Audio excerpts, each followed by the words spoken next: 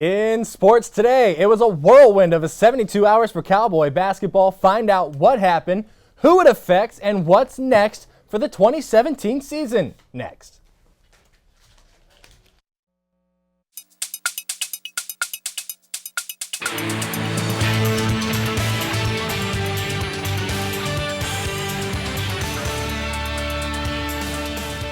All season long, speculation ran wild. Will it happen? Will it not? Over the weekend, we finally got our answer, and of course, it's our top story today. The OSU Athletic Department announced it mutually agreed to part ways with Cowboy basketball coach Travis Ford after 8 years on the job. And if you look at the numbers, you had to see it coming. This season, the Pokes finished 12-20, missing the postseason altogether. It was Ford's worst season in Stillwater and the Cowboys' worst since winning just 12 games in 1985. If you look at conference play, the Pokes went 3-15 in Big 12 action, bowing out in the first round of the conference tourney in Kansas City. That conference win total is the Cowboys' worst since, you guessed it, 1985, when they went 3-11. To put that into perspective, the worst that legendary coach Eddie Sutton ever did in conference was 6 wins, and that was his final season. This leaves a looming question: who is next? Well, after one of the shortest coaching searches I've ever seen, we know the answer.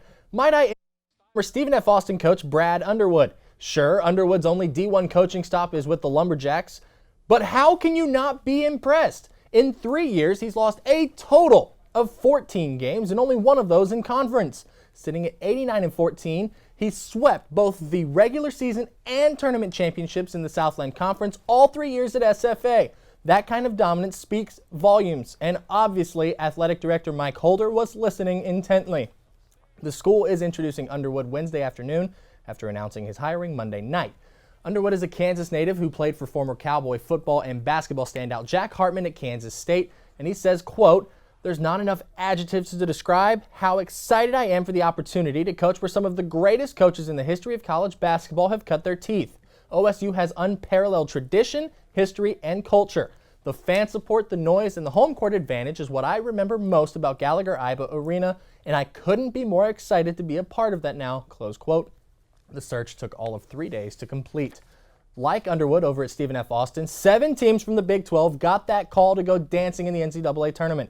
Kansas, who swept the regular season and tournament championships, earned the top seed in the South region. The Sooners were not only a 2 seed, but only had to travel maybe 20-30 minutes to OKC for their first and second round games. West Virginia, of course, was the 3 seed out east, getting upset by, well, Stephen F. Austin. Iowa State, Baylor, Texas, Texas Tech also got in. Of those 4, only Iowa State won its first round matchup. All in all, the Big 12 is sitting at 6-3 in the dance. Not too bad at all when you see the pairings it received, but man, no loss can be as agonizing as the Longhorns. Taylor attacks, floats, even at 72, 2.7 left. Last chance for the Panthers. And he said he wouldn't take a timeout in this situation. Jesperson, half-court heave for the win. Jesperson knows it. My goodness. Northern Iowa's bid for its second Sweet 16 appearance, however, came to a miraculous end when Texas A&M came back from down 12 with 44 seconds left Sunday. That takes us to a look ahead at the Sweet 16 of this year's NCAA tournament, starting out west in Anaheim, where the Sooners get that very Texas A&M team now. OU is one of 3 Big 12 teams in the Sweet 16. But let's take a look at that top half of the bracket. The West is the only region in which the top 4 seeds all made it out of the first weekend, but don't let that number 4 next to Duke fool you. They are still Duke and still the defending national champion. The West bracket fails to show just how exciting the first 2 rounds were in that region. The Jayhawks from Lawrence did something they haven't done since 2013, and that's make it to the Sweet 16. Kansas looks to become the first Big 12 team to make the Final Four since the conference switched to an 18-game round-robin schedule, but they face arguably the most inconsistent team left in the tournament, Maryland. Nobody's really sure what Terrapin team is going to show up on any given night. Look at that bottom half, though. Villanova gets former Cowboy Kamari Murphy and the U. Miami has been very good under Jim Larinaga, and Villanova kind of flew under the radar in the Big East to a 2 seed this year. Going forward now to Friday, how fitting is it that Fred Hoiberg's former team gets to play its Sweet 16 game in his current team's home arena? The mayor, as Iowa State fans like to call him, left Ames to coach the Chicago Bulls for this season, and the Cyclones, face off against top seed Virginia at the United Center. As streaky as Maryland is over in the South, you might say the same for Iowa State. The Cyclones seemed like they were starting to finally get it together toward the end of the season, and they'll need George Niang to play well against the Cavaliers. Below them are the only double-digit seeds to make it to this weekend. Ironically, they're both Hoops powers, Syracuse and Gonzaga, both of whom seem to be in jeopardy of not making the tourney at all. They will face off in Chicago. Lastly, the regional without a single Big 12 representative. In fact, both Sweet 16 games pit the ACC against the Big 10. Top seed North Carolina faces Indiana. Again, another game with two traditional powers. On the bottom half, we'll see Notre Dame and Wisconsin. The Badgers making it to their first Sweet 16 without Bo Ryan after finishing second to Duke last year. All in all, you just can't see the parity that existed in college basketball this year when we look at where we are in the bracket. Should still be fun to watch, though. The Cowgirls traveled to the Great Northwest as the 7th seed in the Dallas region, but they didn't make it out of the first round. Facing number 10, St. Bonaventure, the Cowgirls struggled. Brittany Martin finished her college career with a double-double. However, only 2 Cowgirls finished in double-digit scoring. Sydney Walton added 13 as the Bonnies topped OSU in Corvallis. Kaylee Jensen struggled as well, finishing with a mere 3 points and 1 board. The Cowgirls finished 21-10 overall, including a regular season sweep of in-state rival Oklahoma. Brittany Martin and Coach Jim Littell earned Player and Coach of the Year honors, respectively, in the Big 12.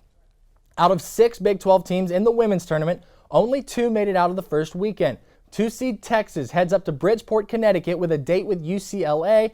Baylor, as it always seems to be the case, is the top seed in their region. They get to make a long hour-and-a-half drive up to Dallas for a game against Florida State, and both of those games are Saturday. While basketball was in a whirlwind, Cowboy wrestling was up in the Big Apple for the NCAA Wrestling Championships. Standout senior Alex Derringer made it 3 straight, beating number 2 Isaac Jordan out of Wisconsin to claim his 3rd national title and 2nd at 165 pounds. Joining the elite club of national champions is sophomore Dean Heil at 141 pounds. Top-ranked Heil edged Wyoming's Bryce Meredith in his final bout.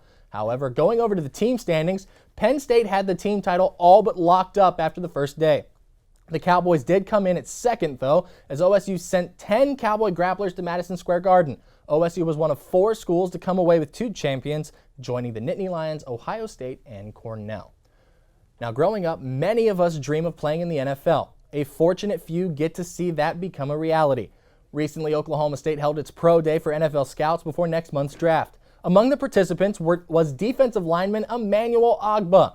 Ogbah is a projected first-round draft pick and posted a 4.63 40 at the Combine in Indianapolis last month. Heading into pro day, Ogbah wanted to prove that he's more than a D lineman. I was trying to show teams I'm not just one-dimensional. I could drop 2, move around the defense line, I could play linebacker as well. The first round of the NFL draft is April 28th in Chicago. Ogbah wasn't the only one with something to prove to 30 NFL scouts. Another Cowboy, ironically enough also a defensive player, felt he had a lot to show the scouts. Anna Marie Arberg tells us who it is and what he was out to prove.